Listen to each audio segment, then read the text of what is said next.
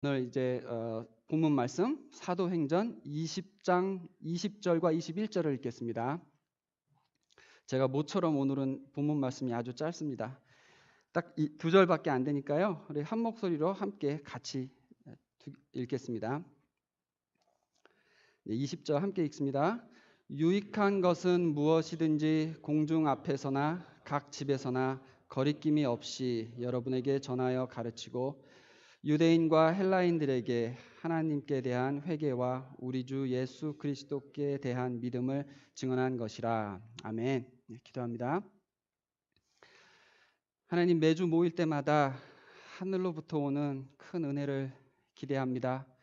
성령님 이 자리에 오셔서 우리 예배를 기쁘게 받아주시고 말씀을 통하여 우리의 생각과 마음이 변화받아 행동에까지 이루어지는 귀한 역사가 일어나는 하나님 시간 되도록 축복하여 주시옵소서. 주님께 모든 것 맡기며 예수님 이름으로 기도드립니다. 아멘. 네, 오늘 설교 제목이 좀 만화 제목 같은 면이 있는데요. 제 나름대로 많이 고민을 하면서 제목을 정했습니다. 금요일인가 다 돼서 결정이 난 제목이었습니다. 바울하면 전도죠. 전도하면 정말 바울입니다.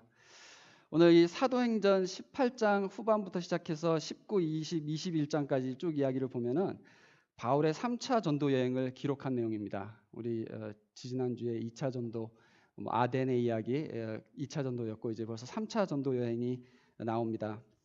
3차 전도 여행을 마지막으로 바울은 예루살렘으로 돌아가서 유대인들의 음모로 체포가 되고 그 이후부터는 이제 로마에까지 죄수의 신분으로 여러 가지 역경을 겪으면서 로마에까지 가게 되는 이 이야기로 이제 사도행전이 마무리가 지어집니다. 이제 오늘 말씀 20장 20절 이때쯤에는 이제 바울이 자유롭게 다니면서 복음을 전하던 시기는 이제 거의 막바지에 이르른 상태입니다. 그래서 오늘 말씀은 바울의 전도 여행을 뒤돌아보면서 바울이 그동안 사역할 때 어떤 원리를 가지고 전도를 했는지 다시 한번 복습하면서 우리가 이 바울을 보고서 우리는 어떻게 전도할 것인가, 또 우리는 그동안 잘하고 있었나, 어떤 부분이 약했나 각자 생각해보고 또 적용해보는 그런 시간을 가지길 원합니다. 오늘 본문의 배경 설명을 위해서 먼저 에베소라는 도시를 좀 설명해 드리겠습니다. 에베소는 바울이 3년 동안 머물면서 복음을 전했던 도시입니다. 선교지 중에서 바울이 제일 오래 머물렀던 곳입니다. 에베소는 당시 로마 제국에 있는 많은 도시들 중에서 가장 큰 도시들 중에 하나였습니다. 소아시아 지역의 수도였고 소아시아의 모든 길이 이 에베소로 향했다고 그렇게 전해지고 있습니다.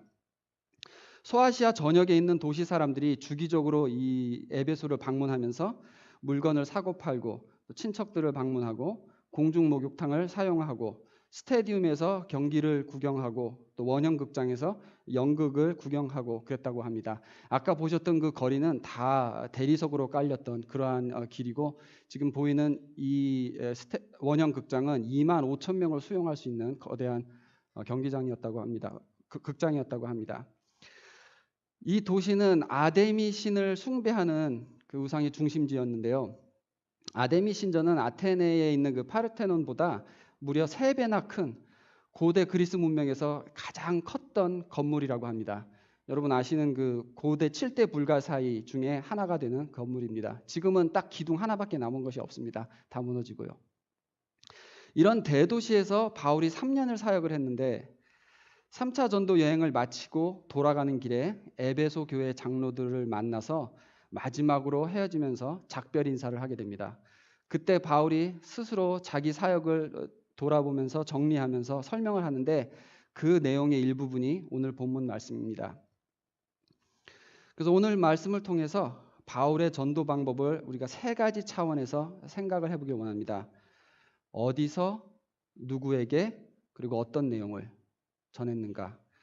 어디서 누구에게 어떤 내용을 전달했는가 오늘 생각해 보겠습니다. 자, 먼저 어디서 바울은 복음을 전했나? 공중 앞에서 또 각 집에서라고 기록합니다. 20절 바울이 말합니다. 유익한 것은 무엇이든지 공중 앞에서나 각 집에서나 거리낌이 없이 여러분에게 전하여 가르치고 라고 말합니다. 바울은 때와 장소를 가리지 않고 늘 복음을 전했습니다. 많은 사람들 앞에서 연설을 하기도 했고 또 가정에 방문해서 설명을 하기도 했습니다. 늘 유대인 회당에 가서 말씀을 먼저 전했다는 이야기는 제가 여러 번 말씀드려서 여러분도 잘 아십니다. 17장에 보면 바울이 아덴의 거리에서 설교했던 이야기, 제가 지난 설교 시간 때 말씀을 나눴었습니다. 18장에 에베소에 있는 두란노 서원에 대한 이야기, 오전호 사님께서 지난주에 말씀하셨는데요. 이곳에서 강의를 한 이야기가 나옵니다. 이 모든 것들이 다 공중들 앞에서 이제 그 복음을 전했던 그런 예들입니다. 이 두란노라는 사람이 있었는데 그 사람이 자기 강의실로 사용하였던 그런 그 렉처홀이 있었다고 합니다. 그것을 빌려서 바울이 거기서 이제 복음을 전했는데 이제 그래서 그것을 두란노 서원이라고 이렇게 말을 합니다. 이 배잔 사본이라고 해서 사도행전을 카피했던 그 5세기경에 쓰여졌던 그 카피본인데 거기에 보면은 말로만 전해져 내려왔던 어떤 그 전통이 그 약간씩 추가된 내용이 있습니다. 거기에 보면 이 두란노 서원 이야기를 하면서 바울이 그 두란노라는 사람의 강의를 빌려서 매일 오전 11시부터 오후 4시까지 하루에 5시간씩 강의를 했다고 합니다. 일주일에 주일날 쉬고 6일을 했다고 치면은 2년을 그렇게 강의를 했다니까는 총 3,000시간이 넘는 그 강의 내용입니다. 여러분 5시간씩 매일 2년을 이렇게 강의를 했다는 것은 사실 엄청난 것이죠. 이게 매번 같은 내용을 하진 않으셨을 거고 제가 이제 뭐 학자들은 그 당시에 했던 내용이 정리된 게 로마서가 아닐까라고 이렇게 생각을 합니다. 왜냐하면 거기서 복음을 굉장히 이론적으로 잘 설명하면서 복음에 대해서 깊이 정말 넓게 또 여러 가지 그 적용점까지 다 설명을 하는 그런 내용이 로마서에 있습니다.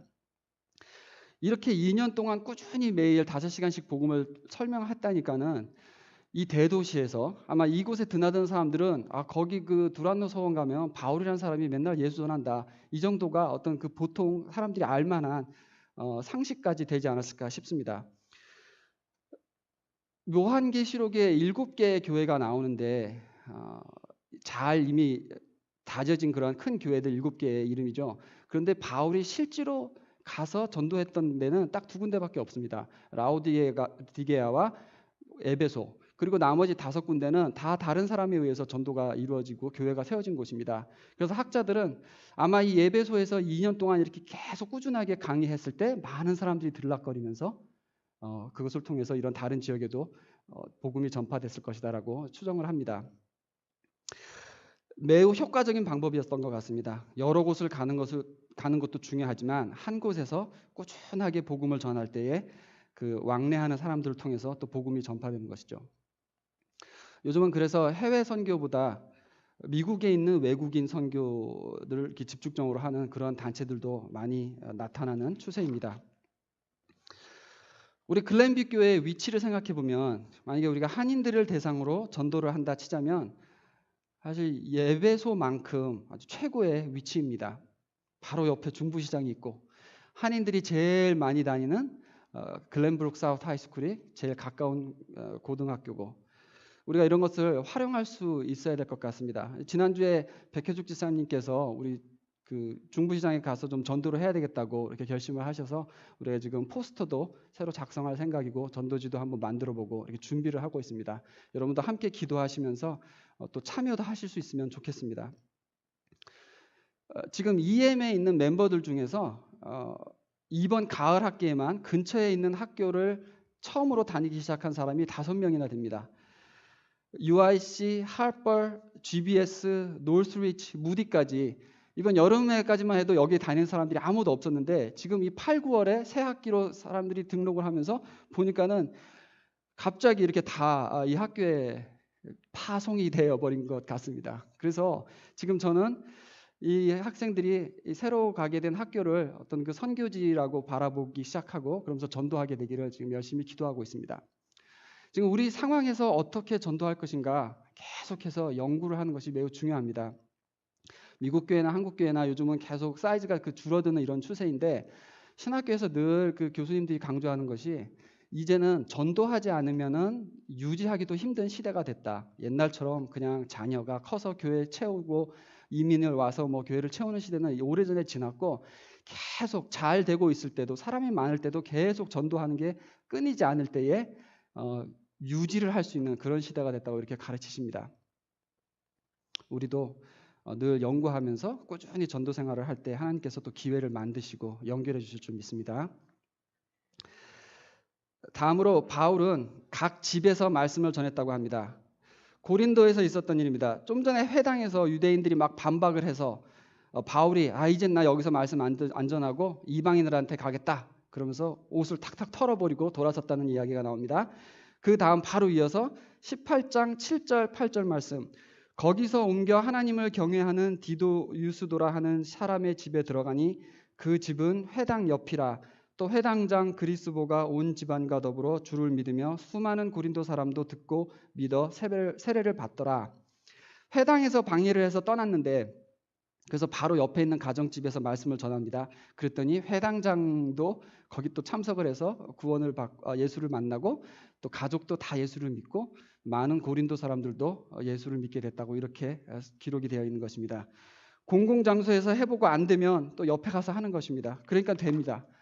장소를 가리지 않고 환경을 가리지 않고 이거 해서 안 되면 또 저거 해보고 그러면서 계속 전도를 하는 것입니다. 작년 가을에 우리 교단 안에 계신 멕시코에서 오신 목사님을 한 분 만났었습니다. 레이크 제네바에 멕시코에서 이민 온 사람들을 상대로 교회를 개척하고 계신다고 그때 그러셨습니다.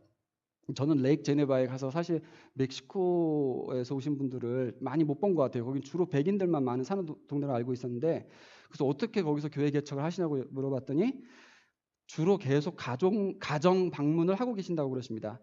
한 가정 가서 같이 예배드리고 또 그 친척 통해서 또 다른 집도 연결되고, 이래서 성경 공부를 거의 일주일 내내 가정에서 드리고 그 다음에 주일날 또 모여서 예배드린다고 이렇게 말씀을 하십니다. 관계 전도인 것이죠. 올 여름에 제가 그분을 다시 뵀는데 이렇게 간증을 하십니다. 어느 날 레이크 제네바 소방서에서 찾아왔대요. 그래서 무슨 일이냐고 그랬더니 이게 소문을 듣고 왔는데 우리 소방서에서도 성경 공부를 좀 할 수 있겠냐고 이렇게 질문을 했다고 합니다. 그래서 뭐 당연히 대답은 예스죠. 그래서 제가 궁금해가지고 근데 그러면은 소방서에는 다 영어하는 미국 사람들일 텐데 어떻게 그러면 예배를 드리고 성경 공부를 합니까? 그랬더니 딸이 가서 통역을 해준대요. 그래서 예배를 드린다고 그러시더라고요. 지금 멕시코에서 오신 지 얼마 안 되신 분이시라서 영어가 좀 서투르세요. 그런데 주로 백인들이 사는 이 레이크 제네바 동네에 소방서에 가서 성경 공부를 하고 있다는 게 저는 말을 들어도 이게 상상이 잘 안 돼요. 어떻게 이렇게 가능하게 되는지. 근데 그분께서 간증을 하시면서 이렇게 결론을 맺습니다. 제일 마지막에 성령님이 움직이고 계십니다. 그러시더라고요. 그게 참 오늘날이나 이 바울 때나 교회가 성장하는 방식은 별 차이가 없는 것 같아요. 하나님께서 선택한 사람들, 또 하나님께 쓰임 받기를 갈망하는 사람들을 하나님께서 사용하셔서 우리의 그냥 이론적인 상상으로는 이해가 되지 않는 방법으로 계속 성령이 역사하시고 교회는 부흥해 가고 있는 것입니다.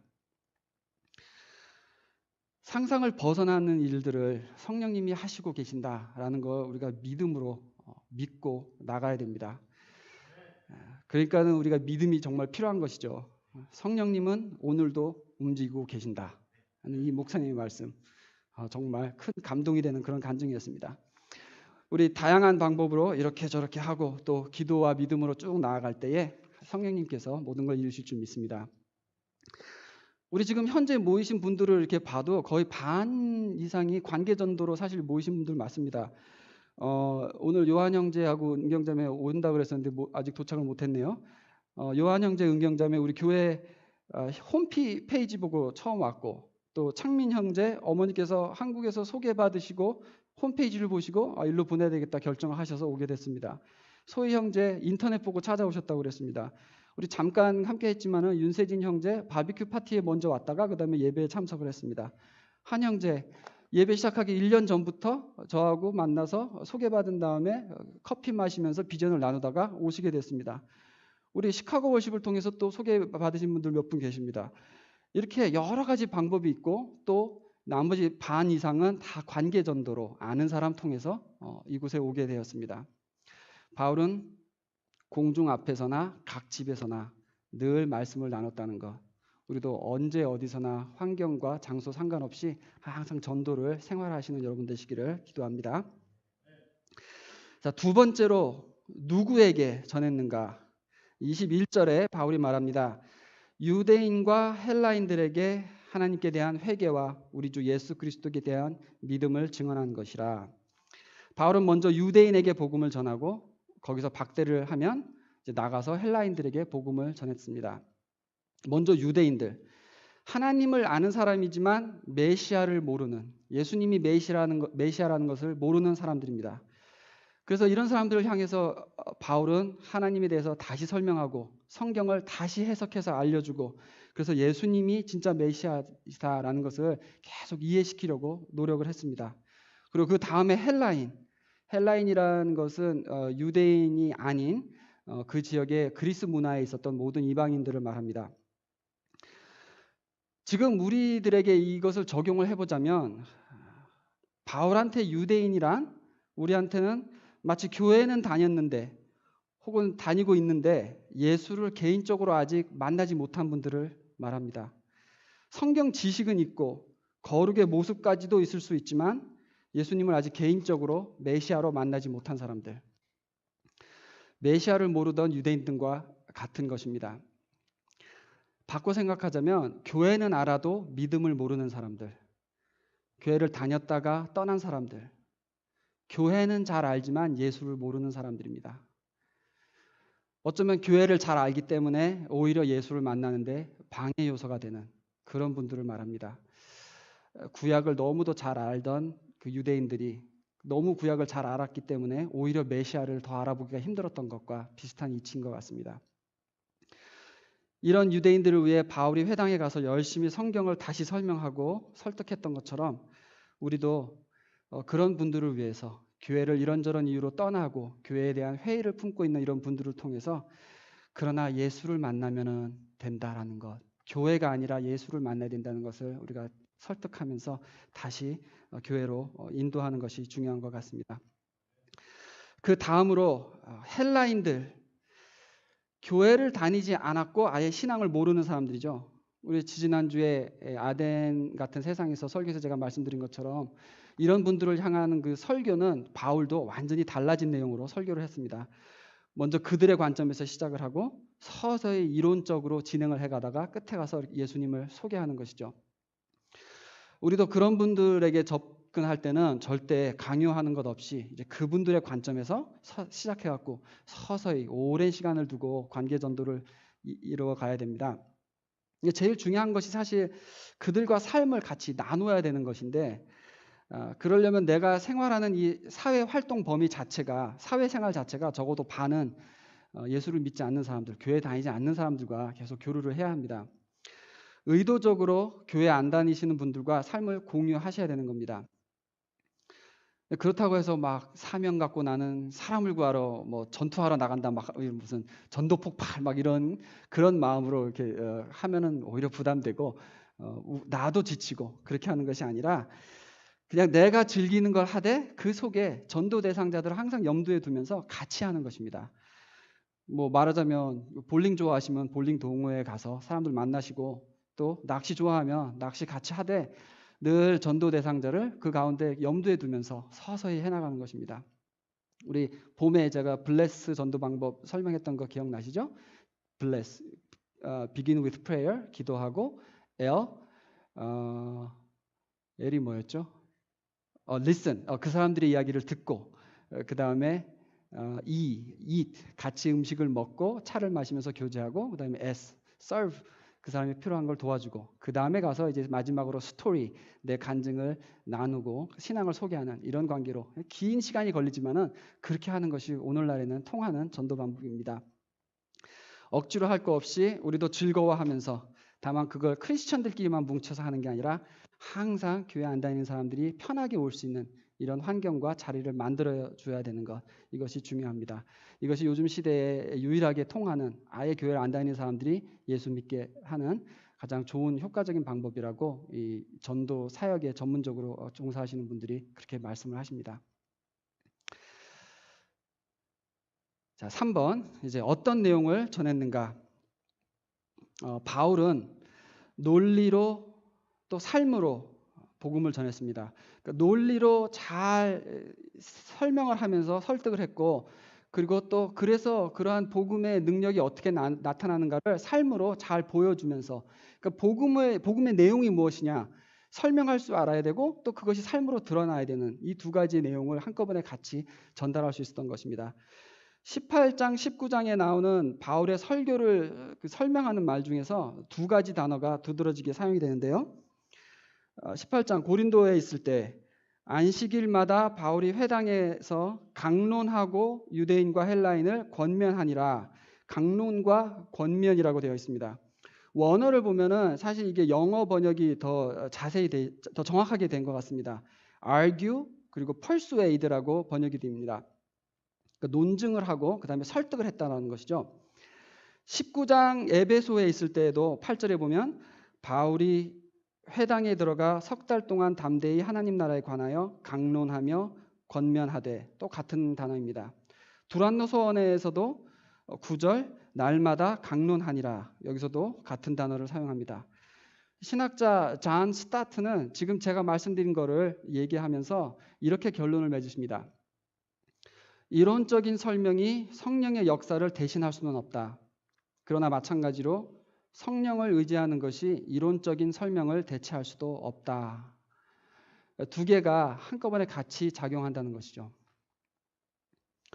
성령은 곧 진리의 영이시기 때문에 성령이 사람을 믿음으로 인도하는 그 과정이 아무런 증거물도 없이 이루어지는 것이 아니고, 예수가 진리라는 증거가 다양한 방면에서 확증이 되면서 이것을 통해서 우리의 생각의 눈이 열리고 예수를 믿게 된다는 것입니다.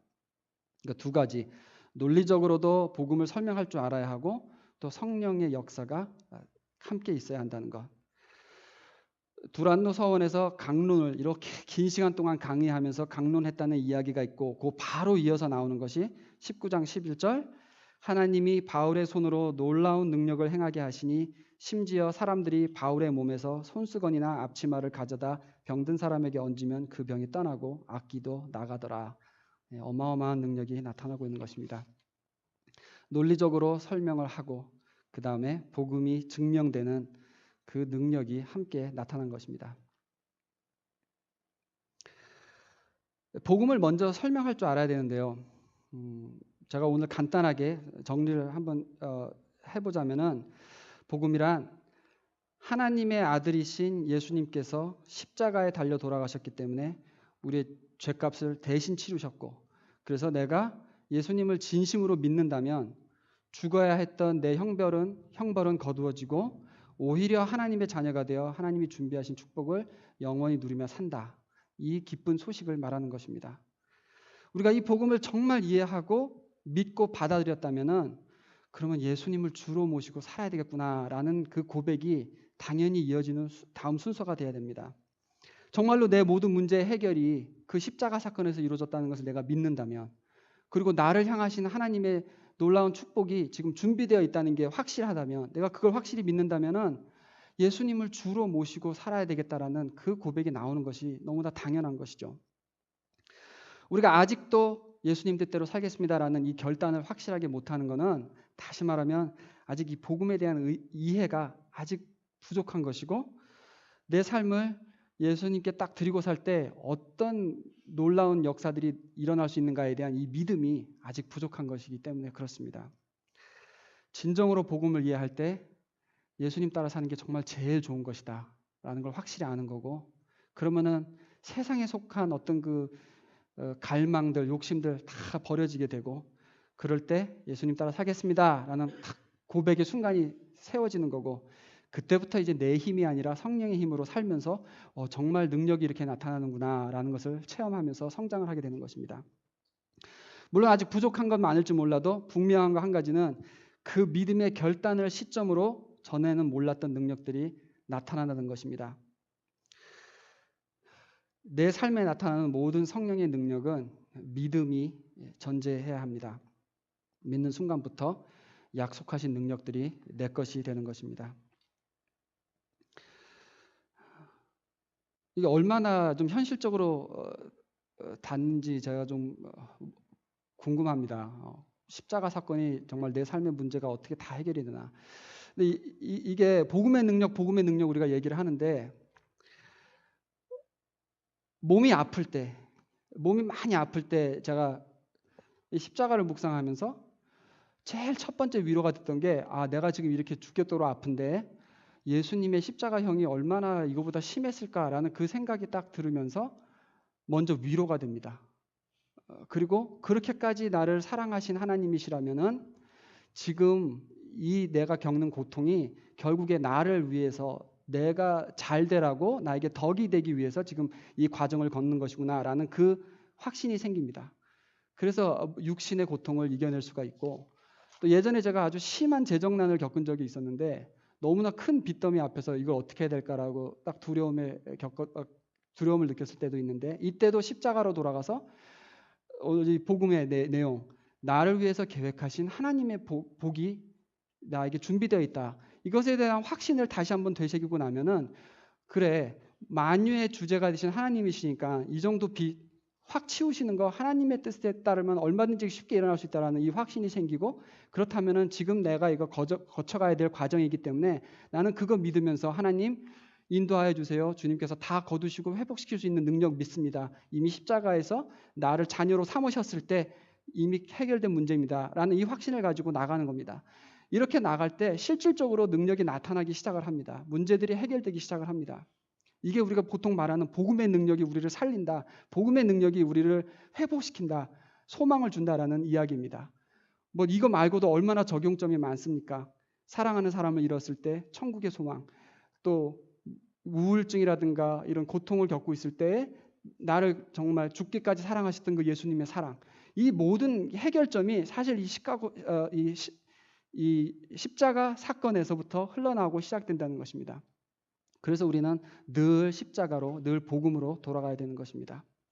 이게 스크립트에 없었던 내용인데 제가 이렇게 설명을 하게 됐네요. 네, 슬퍼야 하는 상황인데 기쁘고 기죽어야 하는 상황인데 감사하고 몸은 피곤해도 마음은 늘 즐겁고 이것은 복음을 정말로 믿는 크리스찬이라면 누구나 누릴 수 있는 그 기본적인 능력이 되는 것입니다. 그렇게 살 때 이제 그 위에 하나님께서 은사와 그 사명들을 더하시고 그래서 주변 사람들까지도 같이 살리고 세우시는 그 능력이 우리 속에 나타나게 되는 것입니다. 바울은 논리정연하게 복음을 설명할 수 있었고 또 삶에 나타나는 능력으로 그 복음을 증명시켰습니다. 우리 크리스찬들이 세상에서 요즘 힘을 못 쓰고 인정을 못 받는 이유 제가 보기에는 복음을 잘 이해하지 못하고 있고 또 복음을 이해해도 이것을 믿지 못하고 있고 믿어도 주님께 삶을 드리지 못하고 있고 주님께 삶을 드리지 못하니까는 능력이 나타나지 않아서라고 봅니다. 능력까지 가야지 이게 복음이 완성하는 것이고 그때 그 삶 자체가 곧 전도가 되는 것입니다. 바울의 전도는 어떻게 이렇게 많은 열매를 맺을 수 있었는가? 오늘 사도행전 18장과 19장에서 우리 교훈을 함께 찾아봤습니다. 공중 앞에서 각 집에서 유대인들에게 헬라인들에게 논리로 또 삶에 나타나는 능력으로 바울은 전도를 했습니다. 오늘 말씀 들으시면서 여러분 어땠습니까? 여러분들은 어떤 부분에서 나는 잘하고 있는 것 같다. 혹은 어떤 부분에서 나는 아직 약한 것 같다라는 생각이 드셨습니까? 여러 사람 앞에서 내 신앙을 드러내는 게 약하십니까? 아니면 개개인을 찾아가면서 나누는 그러한 삶이 약하십니까? 크리스찬들끼리 너무 어울리는 편하니까 그냥 크리스찬들끼리만 어울리는 삶이 여러분의 사회생활의 대부분입니까? 아니면 믿지 않는 사람들에게 어떻게 전도해야 할지 그 방법을 연구해 보신 적이 있습니까? 복음을 분명히 이해하고 설명하실 수 있으십니까? 예수님을 정말 믿고 구원을 받으신 것은 확신하십니까? 삶을 다 드리겠다고 다짐하는 그런 기도를 예수님께 드려본 적이 있으십니까? 복음의 능력이 여러분 삶의 능력으로 나타나고 있으십니까? 함께 기도하겠습니다.